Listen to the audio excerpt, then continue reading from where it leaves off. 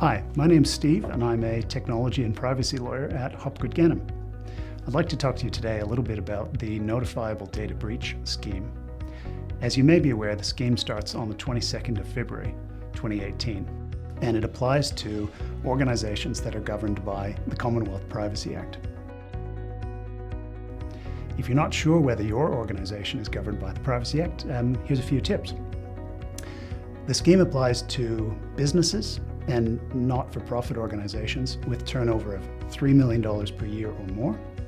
It also applies if you're a private health services provider or if you're a contracted service provider to a Commonwealth government department. It also applies to, additionally, Commonwealth government departments themselves.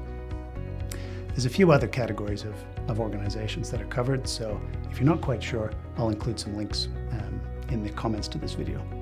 The Notifiable data breach scheme, in really general terms, is an obligation to tell the Australian Information Commissioner and also affected individuals if a data breach and the loss of information is likely to cause serious harm to the individuals that are affected. So an interesting question is, when are you likely to have to notify the Information Commissioner and the affected individuals about a suspected or an actual data breach? So the obligation to notify affected individuals and the Information Commissioner under this scheme comes up when you have a data breach that involves the loss of personal information, when that information and the loss of it is likely to cause serious harm to the affected individuals, and when you haven't been able to take reasonable steps to mitigate or prevent that serious harm.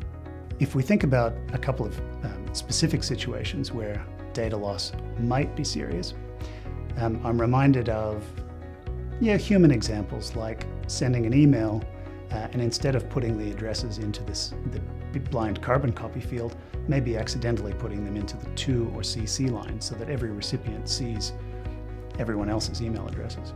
Other breaches have involved notebooks being left in cars overnight and somebody smashing the window to grab them. So in those situations, sometimes human error just can't be avoided. And in that case, you'd assess whether the breach is notifiable. An example of when a breach might not be notifiable is when you've been able to encrypt the hard drive on that laptop or encrypt the USB flash drive that's gone missing.